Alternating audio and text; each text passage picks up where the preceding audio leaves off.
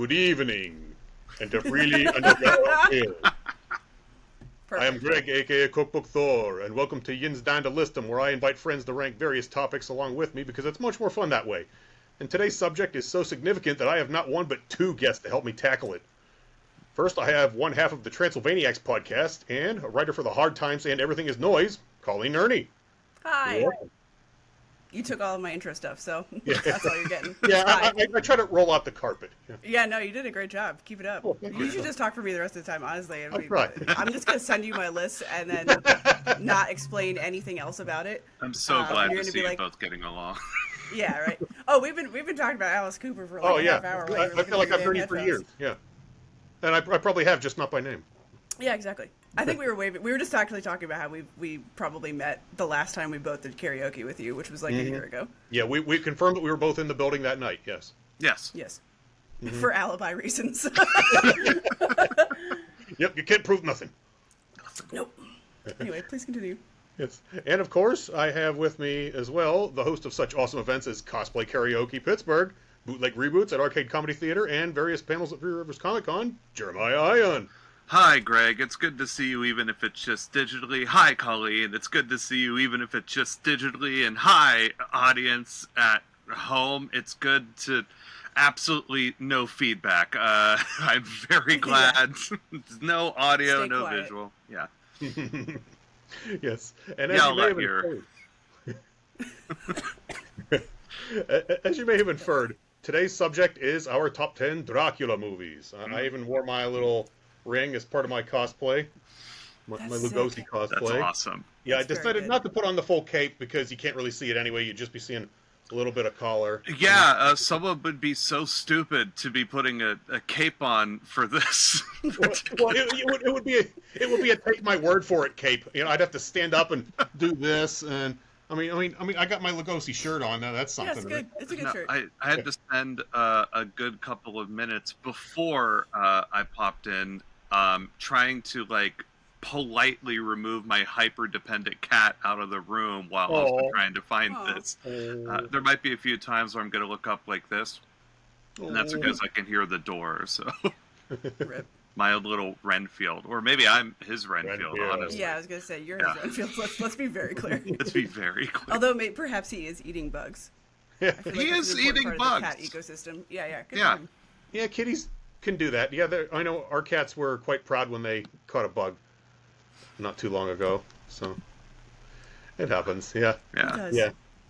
So it turns out there's been a whole bunch of Dracula movies over the past 103 years or so. This is the bane of my existence. Yes, Will and I so I host Transylvaniacs. It's a podcast about Dracula adaptations, not strictly movies, but we're mostly doing movies. And we started this 3 years ago, and we have lives, so we don't do it a lot, but we've gotten through maybe 24 movies, and I'm like, Will, we're never gonna finish this. We're gonna do this until we die. We're not gonna make it. But yeah, there's a lot of Dracula movies, and some of them are more Dracula than others in their concentrated form. But holy cow, there's a lot. Indeed. So we're gonna condense all that, and we're gonna give you, the viewers at home, our top 10 each. And there's no time like the present to start now, is there? We're going from 10 to 1, I'm assuming?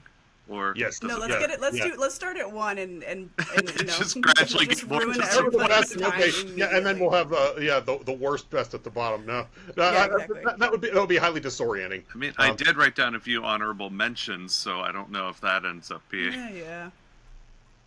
I've got honorable mentions as well. Yes, we will work them in. I got honorable mentions. Yeah, give me a second. Mine was mostly my honorable mention was mostly just things that I didn't really feel proper to put in here. I really like the Munsters, but obviously you can't put that in here. Sure you could. Well, I did it. Okay, not for the list that I have. There was Ed Wood, but my main thing that I wanted to bring in as a possible that you could see this as a Dracula adaptation, or even that there's a version that 100% could exist as an adaptation of this and Dracula, and would affect Neither plot-wise. It would be exactly the same practically, and that's Great Expectations. Okay, that did not go where I was expecting it to go. I did not have that as elaborate. an expectation. Yeah. Hey. I mean, the entire plot of it revolves around, of course, this young boy who then suddenly gets wealth and is trying to court a woman, a young girl who is also being aggressively groomed into negative affectation and meanness. Just this old, this old aristocrat that's living in a huge mansion that's empty and has cobwebs everywhere, and is slowly pulling strings of malice to really screw up these two kids' love relationship as it goes up, and then is revealed to, I'm doing this on purpose. Greg, I'm do you just think saying. that counts as Dracula? That's why it's an honorable mention. It's a Because the answer is no. it's a logical leap, but yeah, I'll leave that up to the discerning viewer. But it's been mentioned nonetheless, honorable or not. Yeah. Please yell it into your microphones and your speakers right now, dear listener. We'll give you the space. Yes. And you're done. All right, back to us. Hold for laugh. All right. Well, do you have any honorable mentions, Colleen, before we get started? No. No, I followed the rules. I was good. You're going clean. Okay. Well, that's good because mine are going to be sprinkled throughout, and okay. Wow, this the is honor exciting. will go along the way. And Oh man. Okay. okay then. Number 10, Colleen. What was All right, your number 10 for me. Okay, so I know I just said that I followed the rules. You did. Okay, so the rest of this I followed the rules where you talked about movies. You said this had to be movies so you can make an argument for a TV series. Mm-hmm. My number 10 Dracula is technically from the season 5 premiere episode of Buffy the Vampire Slayer, Buffy versus Dracula. Okay. Dracula played by Rudolph Martin, who was also in like a crummy direct-to-TV Dracula. But it's really fun. I don't know if y'all are familiar with Buffy. I would assume so based on you. Based on the way that we are. Based on the way that you are. But I think that this is a very overlooked Dracula and a very overlooked Buffy episode. It's one of my favorites. It's both very light and kind of heavy, which is par for the course for a Whedon property. But I love the way that this reflects the novel and that there's a lot of talking about Dracula and not a lot of actual Dracula happening. But when he is on screen, it's very good. He has a gravitas about him that I like, and a crazy widow's peak. So respect there. Yeah. I'm still working on my own Widow's Peak. I have to. Yeah. I think you could get there. I feel like I've got more of a widow's bluff going on. It's just a rounded. Yeah, I think we can get this down. Yeah, but that's my number 10, and I know that does not super count, but I had to sneak it. It probably should have been the honorable mention. Dang it! Oh, I didn't know I was allowed. No, it was mostly just the idea of us not being able to fit all the ones we wanted in the 10. All right. Yeah, you may have noticed I play fast and loose with this a little bit. Oh yeah. I respect it. I respect it a lot. You're a professional. I know that us little peasants with our peasant opinions of Dracula are just crushing the vibe. Just Professional is a really loose term. It tends to be. As well. Anyway, that's my starting right Excellent. here. Very good. Jeremiah, what you got for number 10? Okay, so for the sake of just stoking conversation, and by that I mean irritating both of you, I have taken the spirit of this because a lot of the adaptations are pretty. I mean, they're based off of the book. So what I did was I compiled a list of my top 10 Draculas, just like how Dracula was within that piece of media, or how it affected me. So number 10, I'm gonna go with Dracula Dead and Loving It. That's a great pick. That's fun. Good. Yeah. Defend it. Go. Okay. I think it's fun. We're going to the first 4 of these I'm going to have to defend, but Dracula Dead and Loving It, not only with it being fun, it's also kind of a straight adaptation of the book other than putting yucks into them. And I really enjoy how much Leslie Nielsen is still kind of aping the Bela Lugosi of it all, and considering I don't have Bela Lugosi in this list just because it felt like it was wasting a spot, because it's Bela Lugosi. We'll get to it. Yeah, but we'll get there. because of that, I threw Dracula Dead and Loving It because I remembered being alive and loving it as a child, and I just, Nice. it's fun. Dracula's supposed to be fun, even if it's horrifying. Scary is fun. Mm-hmm. Yeah. Tis the season. Tis the season. Tis the season. Absolutely. A fine choice, sir. Yes.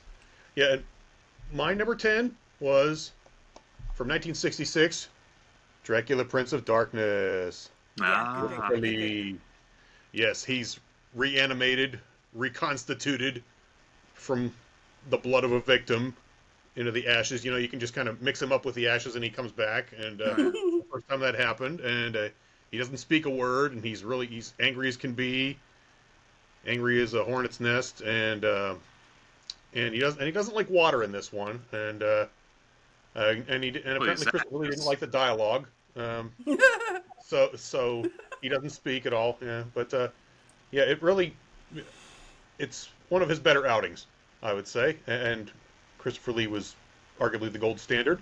So that's. I appreciate not only that they go the Child's Play 2 route and or is it 3 where they just like pull them back together from plastic, obviously reverse, like Child's Play ended up doing that. But I appreciate from Christopher Lee that he gets like all 8 words he's basically ever going to say as Dracula out in the first movie, and then we're just anger for the next 2 decades. Mm-hmm. Yeah, because they kept guilting him back into returning for more sequels, and he did it, and he was always great, whether he wanted to be there or not. So his attitude. The difference between like the '58 Hammer Dracula and then like the '70s one is so funny. You're like, are these the same series? Like the '70s one feel like an Austin Powers parody. Oh my goodness, yeah. It's so fun. Yeah, it's like Godzilla rules. You get the very first one that's like, oh my god, how horrifying! It's like, now here he goes fighting a lobster, and he meets his end by falling into some jagger bushes. Oh no, it's technically a wooden stake. They're just really tiny death. Death by a mini stake. Yes. I hate when that happens. Yeah, it was really embarrassing. Happens all the time. Yeah. All right. Number 9, Colleen, what have you? Number 9, I was going to go with Carlos Valarias in the 1931 Spanish language Dracula, which was filmed on the same set as the Lugosi Dracula, just at night. And I do think is considered to be better than the 31 Dracula. It's got a really great cast, but a lot of people say that Lugosi is better than Carlos. I am inclined to agree. Like, he's kind of, they're like inverse movies where like the first one, the English language one, it's all Lugosi and the rest kind of just falls apart at the seams, and then the Spanish language one is amazing throughout, but like Valarias is like kind of the weak point. But I wanted to throw him on there because I wanted to talk about it. Well, he's a nepo baby. well, I have to applaud that choice as well. And do not be surprised if I mention that further down the line. Don't be surprised if I join you further down the line. Let's go. We're going to have a lot of overlap, and it's going to be funny when we're like, how could you not? I'm going to talk about, I need to get like a siren or a bell to ring or something whenever we like all match moving in the same slot. Then I'll just start partying. I'm trying to see if I have anything good. Oh, if you can spot me, that would be swell. Yeah. Right now I've got colored pencils, a Neon Genesis Evangelion ashtray, and some magic cards. Will those do? I have, this is full of jokes from a bit that I did before, but I have a Mario question block. So anytime it's like, oh, it's the same. Bidding. Yeah, we'll go with that. That'll do. That's fine. Yep. Okay, Jeremiah. All right. You asked us to bring props if we felt like that it was appropriate. If it enhances your presentation, certainly. Yeah, definitely. And just to add another impossible layer to have to wear on this right now, I'm going to go ahead and just say that this is not going to fit on me with the headphones. Oh, you no. get it, right? Okay, yeah, we understand the bit. All right, so the bit has been understood. The bit has been understood. So Peter Stormare voices Dracula in The Batman versus Dracula. I'm so happy you brought this up. Yeah, because I've brought it up a couple of different times when we've hung out. Bet you have. I've even begged you that if you guys do that episode, I'm like, I gotta be a guest, so please bring me on. You're penciled in, bud. The thing that's really fun about it, other than the fact that it's Peter Stormare, who's perfect in everything, did the perfect Satan in Constantine, and is great in everything. Even the Eye Doctor in Minority Report, which I love. He gives a really interesting voice performance to where it kind of starts off as if he's bored, and you kind of go, oh, this is a paycheck for you. But the longer things go on, the more he's like, okay, I have something new. I haven't experienced this. This is stupid and exciting. And then he meets the Joker, and he's like, no, this is just stupid. I hate this. And and it's a really fun kind of escalation that's going through it, which I really enjoy. Well, that's a fine choice, I have to say. I'm very glad you mentioned that, because that's one that I think I watched once, and I could probably go back to it, and maybe I will. Very good. My number 9 is a fairly recent addition to the Dracula canon. It would be 2024 Robert Eggers' Nosferatu. Yep. We're getting to it. Mm-hmm. Yeah, some just mind-blowing performances. I mean, seeing Bill Skarsgård transformed into an old hunky with a skin condition, that's it's awesome. Nobody in their right mind. I mean that could be me in 50 years. I was going to say, my partner is Hungarian, and you just described half of Christmas. This movie came out at around Christmas, and I was like, okay, looks like I'm going to see these guys more than once. You bet. I went to go see that by myself at 10 p.m. on the day after Christmas. It was great. I had a great time. I went up into the fancy AMC section where you're supposed to pay more, but there was nobody there because it was 10 p.m. on the day after Christmas, and I just lounged like a king. It was great. It's like awesome. A Prussian lord. Pretty much, yeah. Yep. A seat worthy of my nobility. That was pretty good. I think he had really intense voice training for that too, because I don't know how. I heard he studied with an opera singer or something. It's crazy. Oh yeah. Just that bottomless well of you could tell how hollow it is where his organs used to be, and it's just yeah. And he just they actually gave Bill Skarsgård a full autopsy for that. It's method acting. Method. Yeah, he inhales air just so so that he can speak. Yeah. It's wild. It was quite good. It's go ahead, sorry. Yeah, rest of the cast, you can't complain about them either. I mean, Willem Dafoe, one of my all-time favorites, and top-notch supporting character. He's good in everything. Yeah. There's an honorable mention, Willem Dafoe in Shadow of the Vampire. Yes. I will say, I think that counts as a Dracula because it's a Nosferatu. Oh, I'm confident. Legally distinct. I really went back and forth on that. That was also going to be in my honorable mentions, but for a moment I thought it was going to be in my main, so I did not put that in there. Mostly because I wanted to be eclectic and rude. Somebody's got to do it. I cherish your eclectic rudeness, Jeremiah. Yay! It's my existence, really. Yes. Yeah, I'm glad.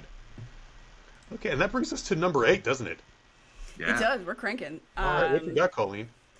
I have Nick Cage in the 2023 Renfield, which I know still may be controversial. You know what? It's a movie. It's a lot of movie. It's not a great movie, but it's a fun movie. My friend Sarah described it as falling into the category of Deadpool violence, where it's like yeah, that's what I'm talking about. Where it's so over the top, it like, you know, horseshoes like, around into comical again. Yeah. But I liked the way that he did this. It was kind of a fun modern take on the like utter, you know, hedonism of this role. I thought his costuming was great. He was appropriately unhinged as he is in everything he touches. So I had a good time. I also saw that one by myself at like 10 p.m. I don't know. I go to the movies alone really late, like just for fun. Particularly vampire movies. How do you think the film people feel of people that work at theaters seeing you as you are, like when a cool goth person roll up and it's like, I'm here for the 10 p.m. vampire movie. No more questions. Me going to the row house to see Sinners being like, hey, don't worry about it. It's fine. I'm not going to eat anything. But yeah. Very good.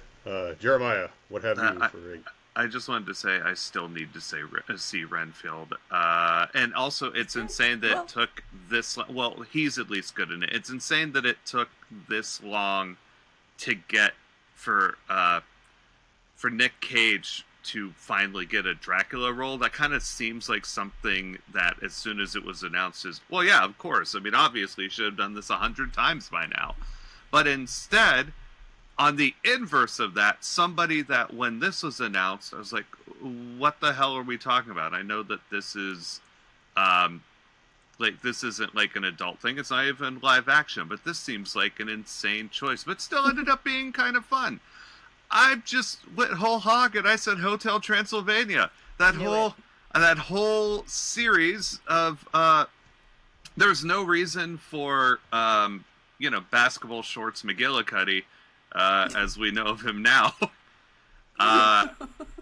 But which, for those of you who don't know, that's Adam Sandler. Just in case. Like, he's doing the thing. Like, I mean, I fully believe that he cares about his daughter. Like, you know, there's pathos there. And he's doing, like, a ridiculous Bela Lugosi voice.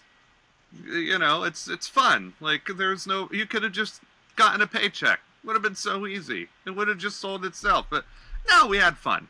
I love that. We had fun. I have managed not to see those, but I'm sure it is only a matter of time. They are totally okay. Yeah. Next time I'm on a plane, actually. That's an airplane movie. Yeah, it's a good plane movie. I think you're right. Yeah, that's like what that's designed for, basically. Unless you have a young kid who wants to watch it on repeat. Yeah. One or the other. It is a Genndy Tartakovsky, so it moves. Like, the animation is so interesting. I don't think I knew that was him. Okay. Oh, yeah. He directed at least 2 of them. Well, now I gotta find out. Anyway, continue, and I'll make a little Google. All right, yeah. Well, my number 8... You know, I have to say this might be controversial because a lot of people probably have it a lot higher on their list, but my list, I make it up. So, Bram Stoker's Dracula, 1992. Gotta. It's I think it would be controversial if you didn't place it at all. So I respect your placement at 8. Yeah, I think that's valid. Yeah, it's one of the definitive adaptations, you could probably say, as far as accuracy to le novel. They keep the cowboy. It has a lot more added into it, but it hits most of the beats, whereas the others tend to skip, you know? Yep. Yeah, it managed to work them all in there. And you've got really, I don't know, the only thing, if you really had to criticize something, you could maybe criticize Keanu Reeves, but... Oh, sweet angel. He tried. I know. I don't know. Yeah, I mean, he even did something. He was there. Yeah. You can't hate on him too much. He's Keanu. Come on. Yeah. He's good people. He's good people. Mm-hmm. So I just discovered that not only so Genndy Tartakovsky directed the first 3 Hotel Transylvanias. God, how many are there? The 4th one, he did not. And from what I'm seeing on the poster, it shows Dracula, but obviously Adam Sandler isn't back. Instead, we got this dude named Brian Hull, who is 1 year younger than me, and also voices like just all over the place stuff. He's just apparently a guy who voices dogs and stuff. So I'm gonna honorable mention Brian Hull from Hotel Transylvania 4 Transformia. Transformia! Shut up. Apparently the plot is they transform. I don't know what to tell you. Oh, wow. Oh, man. Well, I kind of want to skip the rest of the series and go straight to that one. Oh, apparently, okay, so the original, I'm sorry that I'm hijacking this to talk about. No. Okay, so the whole point of Hotel Transylvania is they have one normal person who is at the Hotel Transylvania, and then you run out of steam for 3 movies, apparently, because in Transylvania 4, he turns into a monster, rest of them turn into regular guys. Just people. Oh. Fascinating. Yeah. I see. Weird. That's what I got for you. Huh. Well, I'm glad you did. Ah, all right, boy. and that brings us to 7. Colleen. All right, 7. I'm going to go with Dan Curtis Dracula from 1974. Very good. This is a fun one. It's really as 70s as it gets. It is schlocky. It's fun. It was made for TV. But it's kind of the one of the first major adaptations to. Hey, look! Yeah, there we go. When you said you had props, you meant it. I did. Jack Palance as Dracula, right? To have Mina as being some sort of reincarnation of Dracula's lost wife, which I think has become like the de facto. Widely considered to be canon, even though that's not in the novel at all. So I think that's it's worth mentioning. This is also just like if you are into media from the 70s at all, you kind of just have to watch it. There's like weird sex scenes with like red chiffon and shit. Like it is what it is. Oh, and you're like, wow. Is it weird to have sex with red chiffon? With all red over chiffon, yeah, and like an industrial sized fan blowing around. Oh no. And then It's like it's very psychedelic. It's very hokey, but it's a really fun time. Mm-hmm. Jack Palance's cheekbones with fangs just dangling under them. It's crazy. Crazy. Yeah. Jack Palance rules. He's awesome. Yeah, he's pretty good in everything I've seen him in. Yeah. Yep. All right, Jeremiah. So in Forgetting Sarah Marshall, there's this whole. All right, that segue makes me need a drink. I'll be back. Keep talking. Keep talking. Colleen just fully gets up and leaves the room.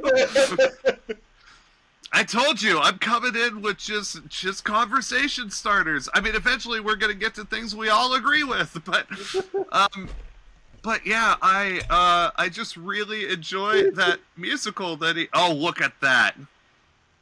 My wine stopper is Dracula. It would be great if it was also a decanter. It would be great if that was also like a decanter and like you could like pour it out of his mouth or. It is. Oh yeah. All right, can we get some camera action? Give me a second. Yeah. Give me a second. All right. You gotta take his whole head off though. It comes out of his cape. Ah. That's Oh. Hey, that's kind of book accurate too. You have to decapitate him as well. There you go. Here we go. So here's my 8-step process for killing. 8 simple rules for killing my Dracula. Anyway, there's this whole musical sequence that's in there. He's trying to write one, and I like the songs in it, and I kind of really dug the energy put into it, which is really just about his breakup and shit, but like, whatever. It's fun. Dan Peckham, who is also a frequent guest either at karaoke or at Three Rivers Comic Con, makes incredible art and puppetry and stuff. One time showed up and did Dracula's Lament with a full Dracula puppet that he had built. Rules. It rules. Oh, it's awesome. It's so fucking cool. And I said the word anyway. Yeah, you're allowed. I was You excited. first. It was me. I broke the seal. But it's really good, and I really like that song, and I feel like that song kind of like I don't know, really kind of hits the core of that character a lot more than some other adaptations I've seen. So real. Yeah. So it's on my list, baby. It's 7. We're going. Well done. Yeah, that's niche. Mm-hmm. Yeah, I accept it. As do I. Yes. Yeah, my number 7 is Shadow of the Empire. You know, it's. Mm-hmm. Yep. Is it a meta film? Does that count as a meta film? A film about making a film? Yeah, I'd say so. By definition, yes. Solidly, yeah. Yeah, because I quite like it. And yeah, Willem Dafoe again, being Willem Dafoe as So good. he is, and John Malkovich, just increases that awesomeness exponentially. And you throw in Cary Elwes and Udo Kier and whoever else. Susie Eddie Izzard is in it as well. Oh, Eddie Izzard, yes. Yeah. Mm-hmm. Yes, and it congeals nicely. It does. Good use of congeals. Part of me wants to see the alternate universe version of it, where Malkovich and Dafoe have switched roles, but the rest of the movie is exactly the same, just because of the way Malkovich looks and acts, and they're both really eccentric actors. It would be really interesting to. I remember one person told me that they believe or hope that heaven is whenever you get up there and you have all of eternity, that you get to see every possible movie combination, or almost like an AI God algorithm that's like, yes, I want to see every bit of everything about the 70s first Superman movie is exactly the same, except... and it's just like Richard Nixon is playing Superman, and it's just everything is exactly the same. Super phlebitis. yeah, that's good. God algorithm also goes so hard. Do you guys want to start? I'm about to text that to the Everything Is Noise chat and be like, hey, anybody need a band name? Yeah. Anybody doing terrible black metal? Welcome to the first practice for our new metal fart rock album. Butt rock. Awesome. All right. But yeah, Shadow of the Vampire is great. I'm really glad that somebody got that. Indeed.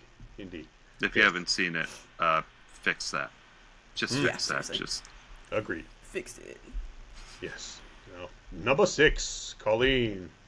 Okay, so this one is more for the actor and the role than it is the movie, because the movie does objectively suck. But that is Lon Chaney Jr. in Son of Dracula from 1943. Okay. The movie sucks. Movie sucks. Let me be very clear. It is. Yeah, it's not my favorite. It's not very good. It's poorly written. Not a lot happens. But I feel like Lon is iconic enough, and it's one of the more kind of like feral, hostile Draculas, especially that early on. So I think that's a fun take, and he's a horror icon. We can give him a spot. It's higher a spot than I thought I gave him, but I wrote this list like 2 hours ago. Well, it's working well. Yeah, that one. You could say it was maybe a little bit outside of Lon's comfort zone. Yeah, definitely. Yeah, that was the cool thing about the later Universal movies, when they were almost just kind of like doing a key party with monster rolls, where some of the... I'm sorry, are you okay? I'm okay. Just like... I love not being the person who's being the most out of pocket. I gotta hang out with him more often. Oh, it makes me feel super normal. Keep talking. Well, thank you. You're We'll so all welcome. do it. We'll all hang out. We're going to steak dinner after this, but it's STAKE. But because that was what they did with, am I completely wrong about this? Wasn't there a Bela Lugosi Dracula? Not Dracula. Jesus. There's a was later there a Bela one. Lugosi Dracula? No, a one where he plays Frankenstein's monster. Frankenstein. And there's also like a second Lugosi Dracula too. That's a Universal one from like the late 40s maybe. So well, they did. Yeah. Lugosi had 2, and then he did another one for another studio called Return of the Vampire. Yeah, that was the one I was. Yeah. But it was basically just a script that Universal didn't want, I think. Hard to believe considering what they were churning out there for a while. Crazy. But that was something I always really enjoyed with the later ones. Is just it was like I'm kind of sick of this. You guys wanna flip around? Yeah. So for my number, we're on 6, right? Yes. Okay. For my number 6, I could not decide between it, so I'm going to say Horror of Dracula, but with the asterisks of the entire Christopher Lee run. Yeah. Because it's impossible. He's practically, I love Christopher Lee, and he's kind of forced to be a trajectory of, you can't just say, for me at least, I can't just say, him in Horror of Dracula versus the Red Chiffon sex version, but which of course was Jack Palance, not him. But I mean, it was the '70s; it might as well. They were all interchangeable, frankly. But they're all kind of interchangeable. But also, it kind of feels like Christopher Lee is somehow the exact same character being filmed all at once. Like he just slightly turned and he's in another movie. It's just so like you could set your watch to it, which is perfect. Agreed. So I couldn't just pick one. So I'm just going Christopher Lee the movie and and marking it. You should do like a Christopher Lee supercut, which is like all of his screen time in all of the Hammer movies. Yeah. And we could watch it. It would be incomprehensible, but we really should fun. do it for as because he gets buried at the end of them and then he gets immediately resurrected. It's a supercut version of it that's from his perspective, and so it's the moment that he gets like slammed into a coffin. Then the next shot is someone opening it, and it's only the scenes with Christopher Lee going from room to room, being like, "What? Why?" Just being furious. That's good. That's good stuff. Excellent. Yes. Now, my number 6 was one that we've already mentioned. It was the 1931 Spanish language Dracula. Let's go. And I would certainly agree. It's superior to the English language version in all but one or maybe 2 ways. And, those 2 ways are Bela Lugosi and Dwight Frye. Yeah. Yep. Yeah. Yeah. Lupita Tovar is, I think, like perhaps the Mina of all time. Mm-hmm. She was wonderful. Yeah. Yeah, you could probably, if you were going to make like an all-star, like the Dracula all-time team, you could make a case for her as Mina. For sure. The Draftcula. Yeah. Draftcula. I knew it was in there somewhere. Trying really hard to make it work. Maybe that should be a future. Yeah, I was just about to say. We should do that. If we don't do it here, fully steal that for Transylvaniacs. Just I'll have you both on. Steal away. Come on, Don. Come on, Don. Perfect. Yeah. Very it's good. a great movie, though. Yep. And we're up to number 5. Number 5, Alive. Colleen. 5. I'm going to go with Klaus Kinski and Werner Herzog, Dracula 1979, which I know is a high placement, but that is a weird, dark, freaky-ass movie. And I love Klaus Kinski. I love Werner Herzog. I love their horrible, toxic relationship and everything they ever worked on. But it always pans out. And I think he is I really liked the Skarsgård Nosferatu a lot. But there is something about the Kinski version that is kind of pathetic, but in a way that I like. And yeah, it's fun. It's fun to watch. It's a sad one. It's an upsetting one. A lot of the Nosferatu adaptations specifically tend to get a little upsetting in a semi-sexual way, but and this one is no exception. Same with Shadow the Vampire, actually. But yep, I love Klaus Kinski. He's a weird little rat man. He is. I love a rat. Yes. I just watched college. I watched My Best Fiend. Nice. the documentary of Yeah. about their relationship, and it was quite the relationship. Yeah, it was not good. It was weird. It was objectively destructive. At work, and a coworker of mine, I can't remember what movie I brought up, but it was like a very well, this is Americana. How have you not seen? I think I had said that my partner hadn't seen Jurassic Park until this year, and then my coworker, who's like a good, I think, 10 years older than them, was like, "Oh, I've never seen Jurassic Park." I was like, "How have you not?" I was like, "Well, you're a bigger movie person than I am." I was like, "Fair." And so she said, "All right, tell me what's the most movie person movie that you've seen." And then I had to explain Fitzcarraldo to her. I don't envy you that task. And just as the bit, just to be like, what is the most almost inaccessible to this person specifically? Yeah. And then Burden of Dreams after. Oh yeah. Yeah. The double feature from hell. Well, it's been a while since I've seen the Klaus Kinski one, and I know that he did. Was it Return of the Vampire? There's technically a sequel that Nosferatu in Venice. Venice, yeah. I missed this. Oh yeah, it was one of Kinski's last movies, I think, from 1988, and he didn't bother putting the bald cap back on. It was just Nosferatu with long white hair, stalking. It was an excuse for him to leer after women young enough to be his daughter, which I don't want. That brings up things I don't want to go into. But Klaus. I mean, if you want a pathetic Nosferatu movie because that's what you're into, oh my god, it's just the absolute what are you doing, bro? The grossest. Got it. Heard shifts. So, my number 5, as we've mentioned before, and remember, my list I'm going through for Draculas as opposed to Dracula movies. Because I kind of disagree. I like Carlos Villarias's Dracula specifically because he feels like that he doesn't belong there. No, that's a great point. Yeah, which is he's being so kind of almost at times it feels like he's almost going to be goofy. And I'm rereading re-listening to the original book right now just because it's been a while and because I'm we've talked about this, obsessively trying to map down all the stuff that's going on with the cowboy in that book and why everyone seems to ignore him. Oh, Quincy. I wish Will was here. Will, I will send you to a photo.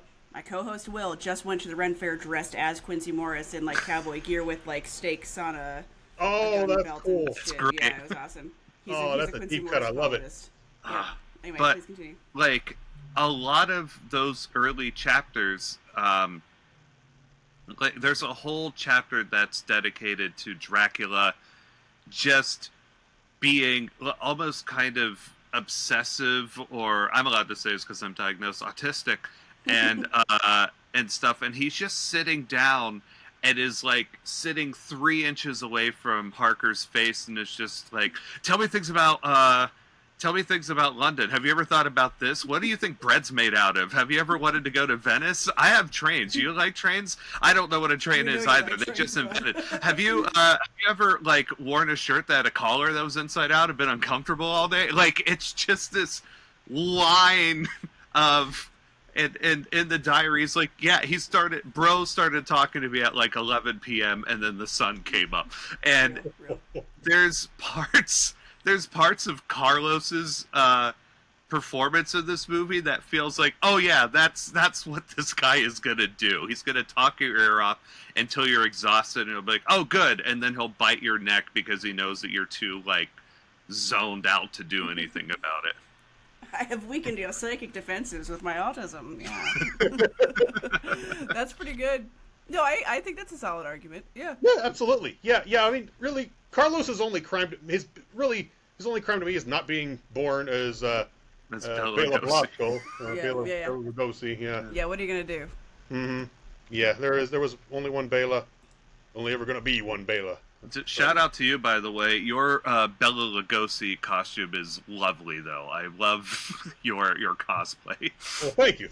Yeah, I might wear it this weekend to a Halloween party at the Tokens Arcade in Lindora. Oh, I did see that. Yeah.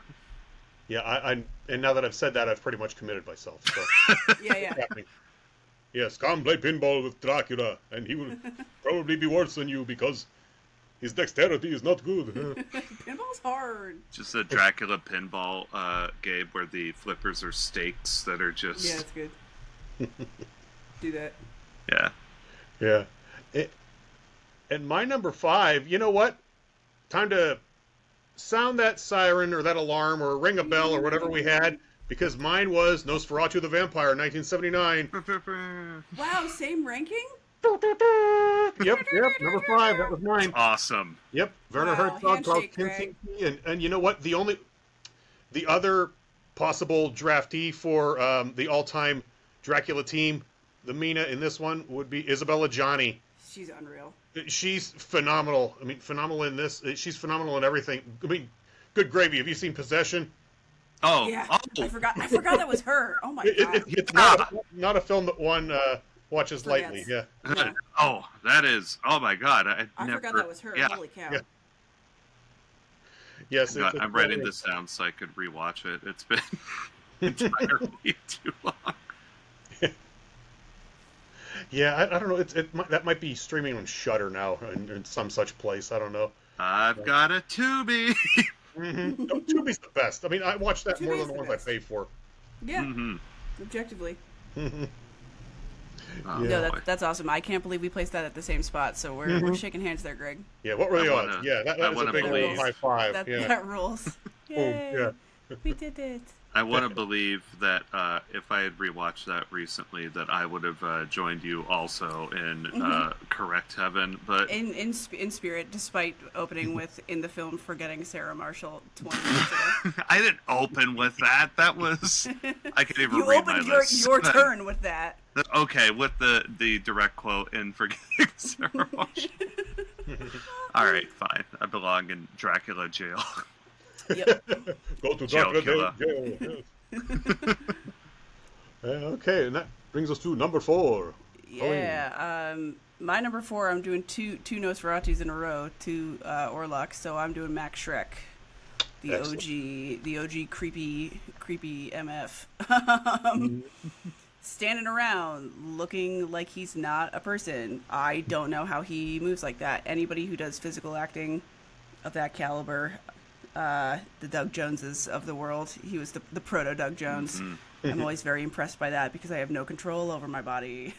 I'm not a dancer. I'm not. I'm not what you would call a walker. Yeah, exactly. I'm a strider. Yeah. But yeah, silent film, doing a lot with a little. Just rules. Crazy to watch. Oh yes, still creepy. And always still creepy. Yeah. Good stuff. Although it's funny you should mention Doug Jones. Did you see his version of Nosferatu? So Will and I were going to do an episode on it, and Will started watching it like a day before me, and he texted me, and he was just like, Colleen. I can't. Look. I don't want to be mean. I don't want to spend a whole episode being mean. We can't do this. They were absolutely unreleasable. So, yep. That's fair. That's fair. Fair enough. Yeah. Sorry, I'm sure that he's fine. Yeah, he does okay. It's the rest of him around him is, your mileage may vary. It's a reverse Spanish Dracula. Yeah. Kind of sounds horrible. Like I'm gonna go on Urban Dictionary later and don't look up reverse Dracula. Do you guys ever do the reverse? Well, I will say there was some inconsistency in the pronunciation of names and such. So yeah. Weird. Yeah. Odd. Just get somebody on set to be like, say it like this. Yeah. It ain't hard. But I could nitpick it forever. But that's if we do a bottom 10 Draculas, maybe that'll make it. We should. I'm kind of into that idea. Yeah. We call the Dragula. Hey. The Dregs. The Dreg. That's what's up. That's good stuff. There you go. Okay, Jeremiah. I'm going with Bram Stoker's Dracula. Nice. It's Costume-wise, it's really, really fun. It's iconic. You see anybody with those big old boob-shaped hairs and a kimono, it's like, oh yeah, I see what you're doing. Same with like the muscle dog suit. I think rules. There's a lot that I just love as far as acting that's going on in here, and just the movie itself. Again, we get my boy Quincy, where we're holding strong. It's also been a little while since I've seen it. However, I have fond memories. And I like that we're getting visions of just like, hey, I just went through your garden and it's a nice place. I just see a dog like bang a woman. Like, is that typically going on in your garden? Should question. Yeah.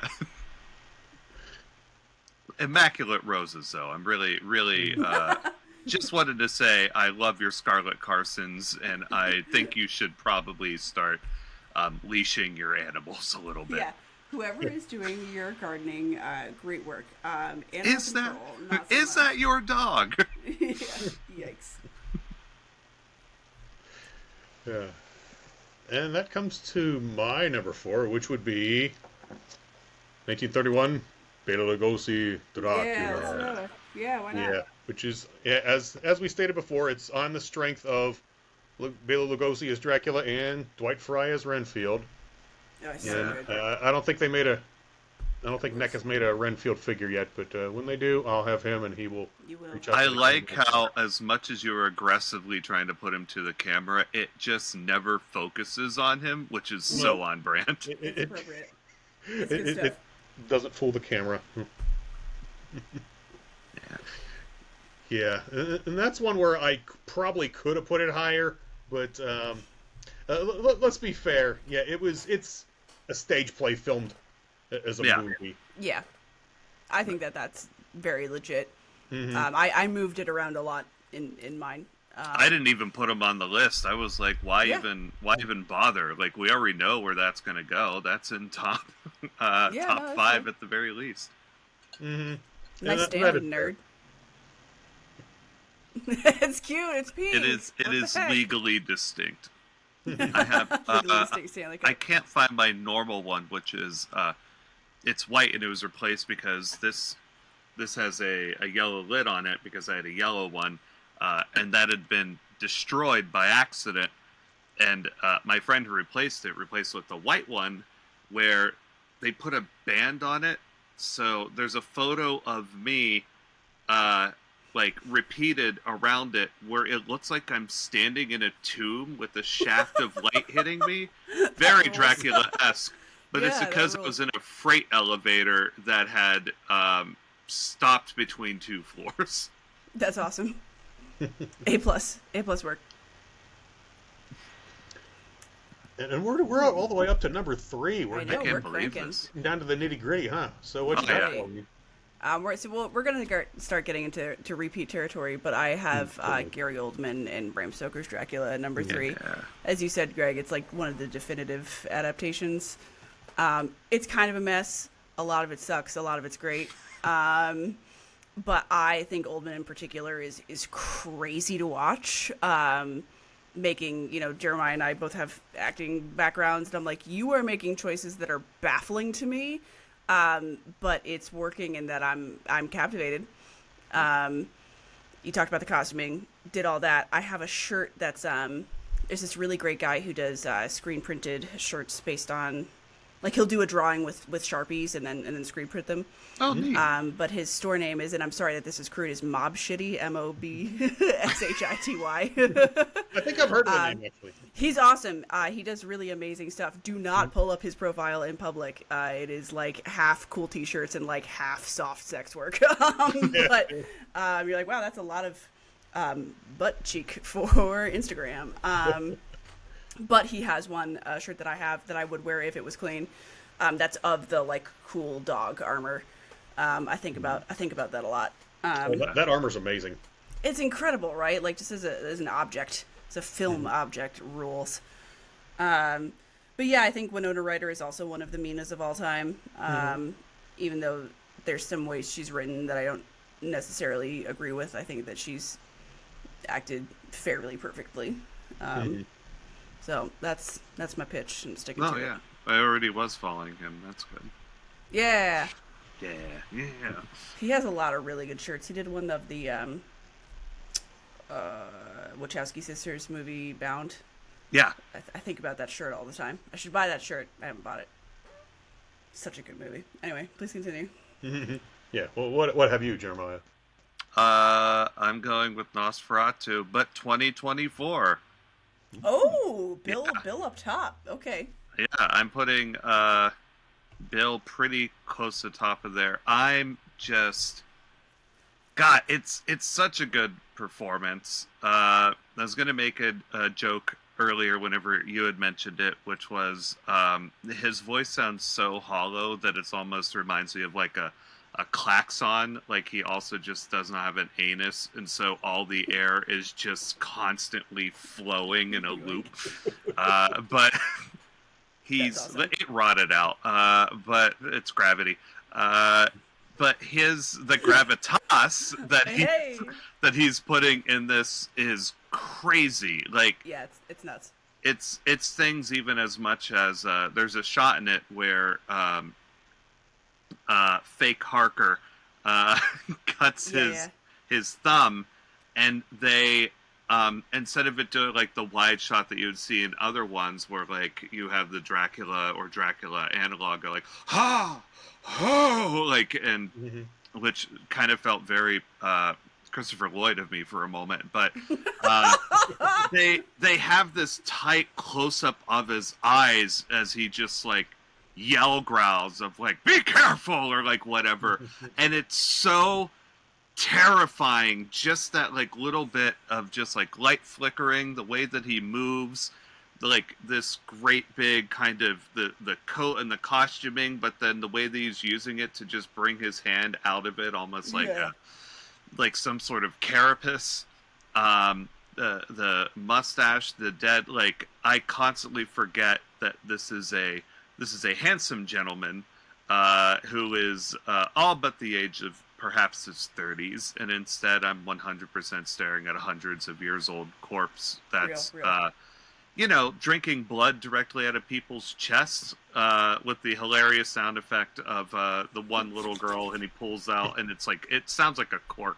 It practically sounds like what you just did whenever you pulled out the decanter. Give us the yeah. Yeah, he was like shotgunning those children like a frat boy, you know? That was my impression of that scene.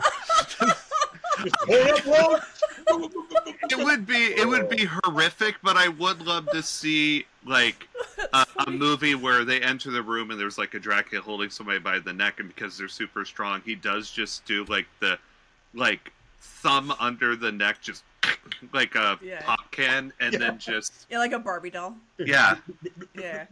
Or that no, so he cuts open like the heart or whatever and is drinking it, and because they're screaming, it's the air rush, so you can fully there we go. No, I really thought about putting Bill on there. It's like this is exclusively me, but that read, I know Nosferatu is Dracula, but that read so Nosferatu to me that I didn't.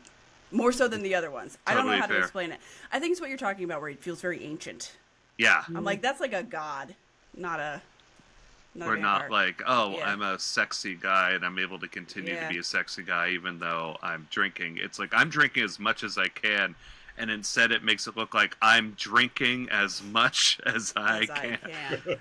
I loved the editing in that movie too. Like I love in the sequences with Nicholas Hoult, who is an honest to God scream queen at this point. I want him to be always paranoid and sweaty. Well, even if I wasn't doing my list as predominantly only aiming towards Dracula's as a list, if we were just doing flat movies, I probably would have had this pretty close to the top as well. It was solid. It was really good. Yeah. Greg, what's your number 3? My number 3 is Horror of Dracula, 1958. Yeah. Yes. Yeah. And very good. Very good. We talked about assembling that all-time Dracula team. The all-time Van Helsing is Peter Cushing. I will die on that hill. No, he's perfect. He's literally he perfect. was, Yeah. the definitive Van Helsing in my mind.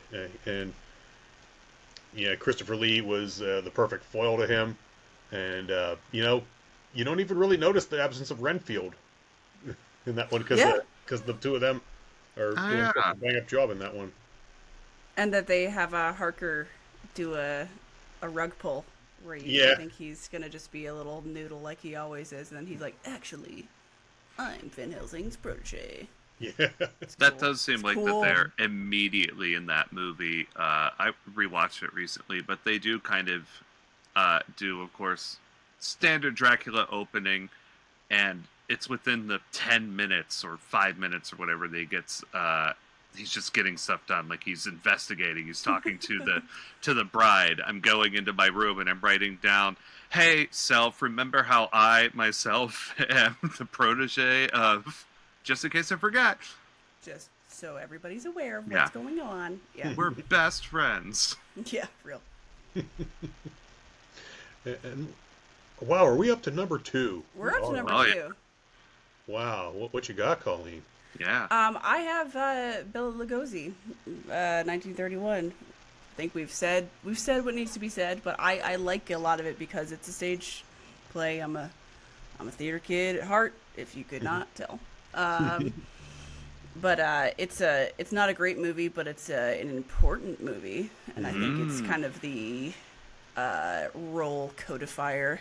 Y'all TV tropes people? Did you spend a lot of time on TV tropes? I try not to anymore. I can see this being problematic for you specifically. I was already like that. I was already like that before I found out there was a website that validated all my problems, and I was on that shit constantly in college. I was like tabbing between like 2010 Tumblr, which was a place of its own, and TV tropes, just like cataloging things for my own amusement. But trope codifier is a whole thing. I think he's the role codifier for Dracula. I legitimately think that one of the reasons why it became much harder for me to write for a while was because of how much I was reading TV tropes. Because you should stop then. I would read it and be like, "Oh, well, I did. That was my point." Because I would read things and say, "Well, why am I having this character do this? Someone else did that once upon a time in a movie." You know, the things that there are millions of. I should be creative and not. No, tropes exist for a reason. You bet they do. Mm-hmm. But yeah, specifically, I did the same thing as Jeremiah, whereas I was ranking Dracula's as the portrayal of the character. So specifically going with that one. That is a fair approach. Yep. Well, Jeremiah, what was yours?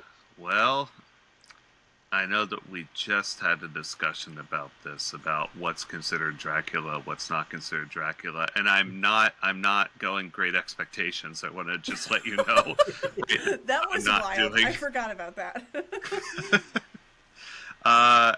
No, I'm going Nosferatu 22. Yeah. 2 is 22. Like, it's... I mean, I can't say anything better than what Colleen already said. The movements... The look of it, the fact that you can still... I rewatched this last year in my apartment with a projector up against a wall. It's 2024, and this is one of the backing sound effects where it was just kind of like a somewhat chintzy organ, and it still works. Yeah. There's a reason why it's silent, and yet everyone is still goes back to it. It's not one of those ones where it's a curiosity. I feel like even Phantom of the Opera, the silent version, will a lot of the time be seen as like a curiosity or like a, hey, don't forget they kind of made this and it got overshadowed by an insane, like, the definitive version that came out later. We had Bela Lugosi, came out, changed the game. We've all got like cardboard cutouts to plaster on our window that are legally distinct from him.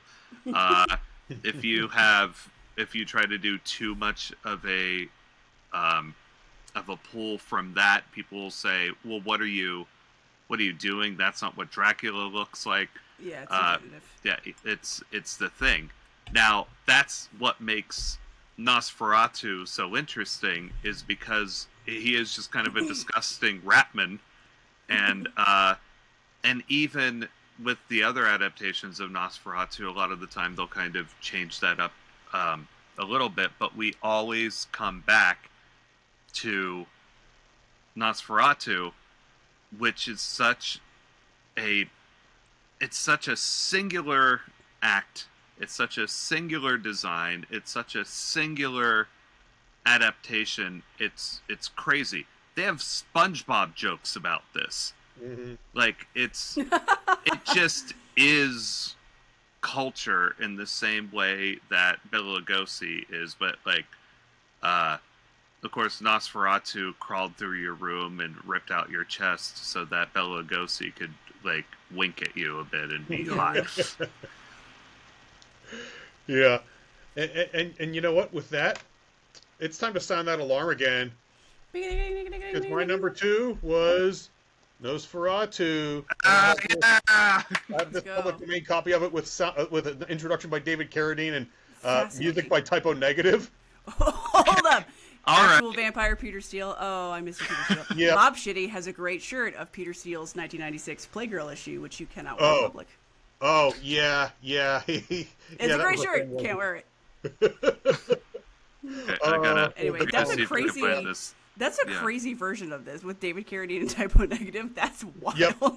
And they kind of misspelled it because there's really not supposed to be a hyphen between Type O No. and Type O Negative. And I'm pretty sure Max Schreck is spelled wrong. This rules. Yeah, I kind of knew that. Okay, am I wrong? I just found a couple of versions of that online. I immediately added this to my watch because I've seen Nosferatu like a good number of times, and one of the things I really love about it are just the insane backing tracks that you can get for anything. I mean, you can practically just like, whatever, I'm playing The Wall or or Pink Floyd in the background of it. I think I do kind of want to watch this with Dark Side of the Moon playing in the background, just see what goes on. But it's flying. Yeah, Typo Negative. Wow. Yep. Yeah. There's a lot of. This is crazy. There's a strong possibility of me doing a Typo song at a future Cosplay Karaoke, FYI. And I would do a few bars here, but I'd probably get copyright flagged. I've been. All right. It's too close. It's too close. Yeah. And furthermore, I've owned this DVD for about 20 years. Yeah. Right there. That's a picture of Klaus Kinski. So we're just really. This was the lawless wasteland that was. Yeah, this was the lawless wasteland of dollar bin DVDs with. That's awesome. But it has the music video for Black Number 1 on it as well. Okay, we're just throwing things awesome. on this case and this disc. Yeah. According to what I looked up, which has the exact same cover as yours, this was a 1998 home video release, and that kind of there's nothing that feels a little more 1998. Let's just print this out than what you were holding and describing to us. I love this so much. Yep. It's only got, go ahead. Sorry. It's only got songs from Typo's first 3 studio albums. Yeah. It would have been when they were riding the high of October Rust, arguably their artistic peak. I saw them live in 1997, and Peter Steele looked me in the eye and nodded, and I was like, whoa, hey, how you doing, man? Frankenstein, I'm pleased to meet you. No, we run a lot of this time of year. Run a lot of Typo Peter Steele stuff on the Hard Times. I think we specifically save them like for October and then just run like 15 in a row. Yeah, I'm hearing rumors that they may actually start doing. They're discussing maybe doing a tribute show with the surviving members of the band getting back. Ooh. We should be so lucky. I don't know who steps into those shoes, but yeah, he's got such a distinct vocal timbre. Yeah.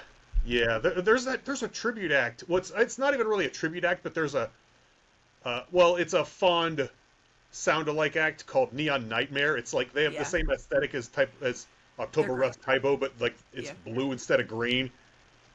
So one of the dudes that used to play legally Streaker, distinct. I forget his name. Yeah. Does that? Yeah. So, but it's pretty good. Maybe he may have been trying to wiggle his way in with doing that. So we'll see if that happens. Anyway. Yeah. We have number one. We're at number one, which is we got wild. Oh. What you got, Colleen? So I have a repeat, and this is not the film, because the film is not. I'm not an originalist when it comes to the text, okay? But I do like adaptations to stick to it more than I like them to not. Mm-hmm. So I am going based off on the performance of the lead actor alone, which is Christopher Lee, Horror of Dracula. I think Bela might be the OG, but I think Christopher Lee has the correct slider balance of scary and alluring. I think he plays with that correctly in a way that makes sense with the text. I think he's super fun to watch. I think he's in it for like 10 minutes. Who cares? Yep. I don't give a shit. Go crazy on it. Yeah, you don't even notice because it's so good. Right, exactly. I'm like, I have not paid attention to the fact that he's not in this movie. It feels like he's in it the whole time. It feels like he's in this movie, and that's it's the kind of... It's the Beetlejuice role. Like, if you rewatch Beetlejuice, it's like, oh yeah, you're barely hanging out in here, and yet you are like in every frame of this movie. Yeah, and just like the feeling. What I have complained about in the past with some more contemporary Draculas is that I don't feel like that they are an appropriate threat.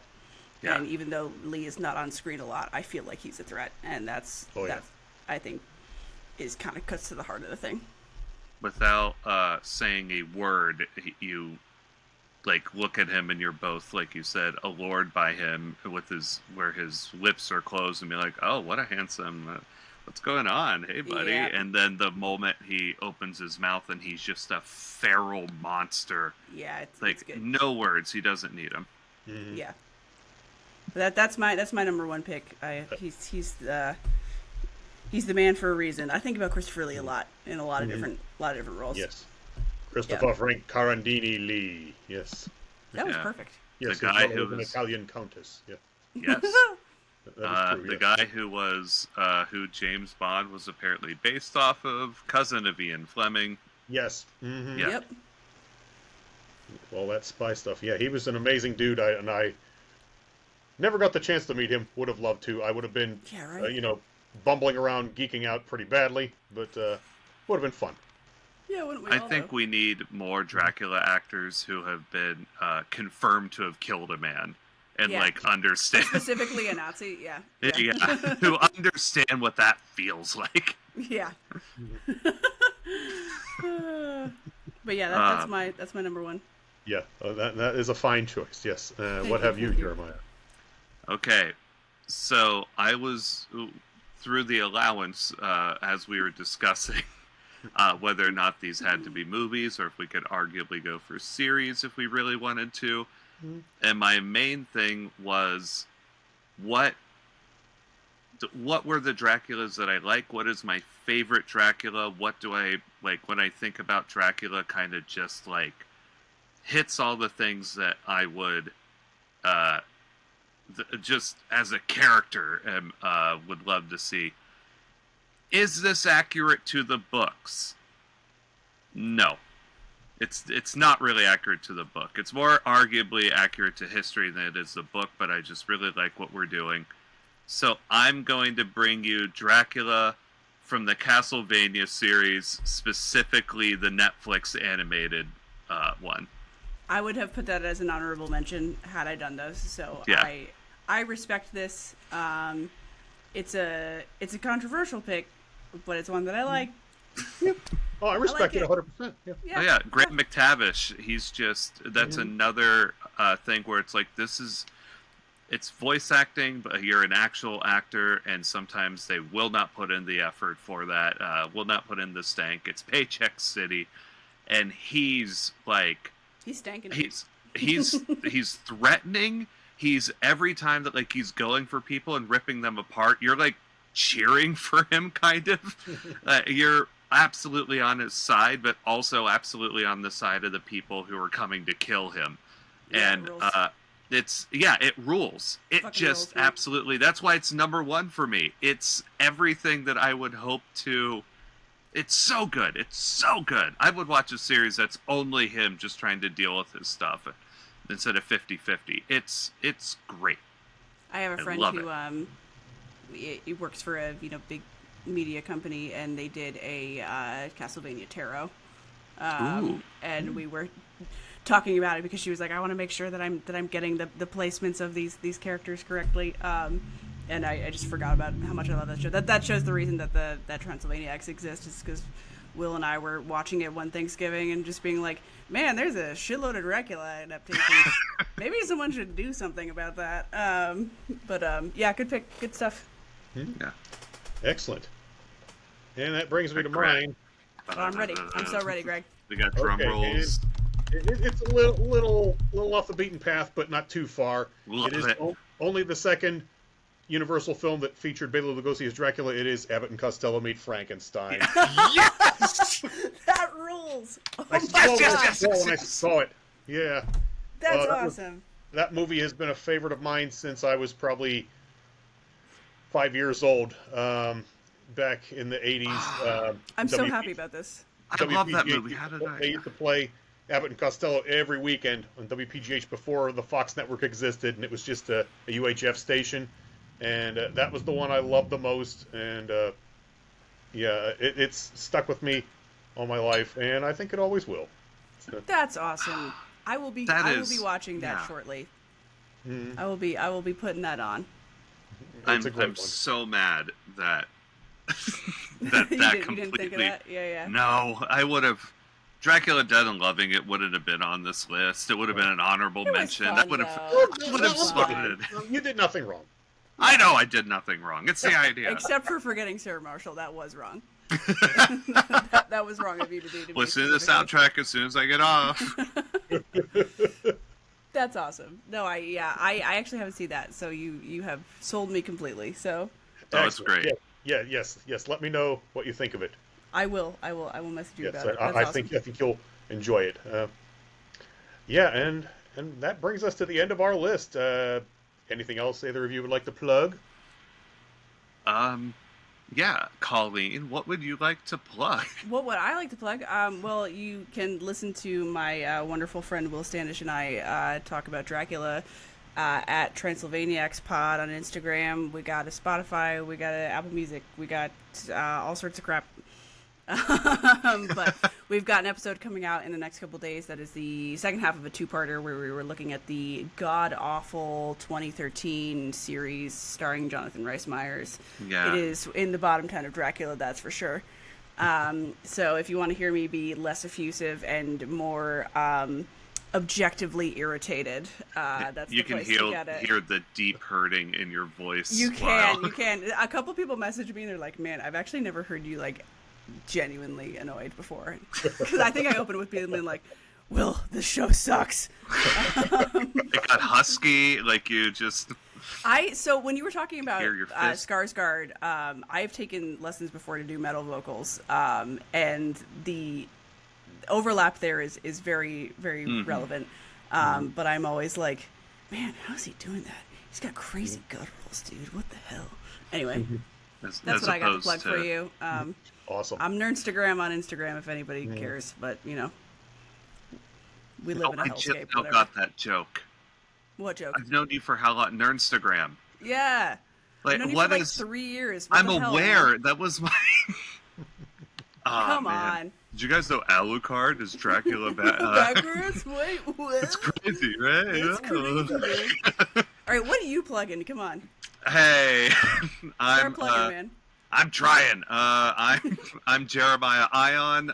You can find me where all sorts of people can be found by searching my name, and I'm frequently guesting on podcasts because I have a lot of friends that have a lot of cool ideas. And if you Google or search or however things are, I'm 100 years old. If you just look up my name on different podcast platforms, you'll see me show up on Fright Pub, which is, of course, reviewing horror movies. That show's a blast. Vaguely Scientific, where they take questions in and basically just kind of horseshit their way through vaguely scientific answers for that. Yeah, tracks. And a lot of different things. And coming soon to an ears near you, Transylvaniacs, where I will be forcing myself onto your show for just garbage. Oh yeah, we got you. Yeah. Excellent. Oh, also I do us, Greg. live shows, I guess. Yes, thank you so much for coming on. Yes, perhaps we'll do it again with another subject at some point. Yeah. Oh, I love it. Excellent. Yes, and if any of yins out there have a list you'd like to share, you can drop it in the comments section right down below. And Kind of like this idea of the draft.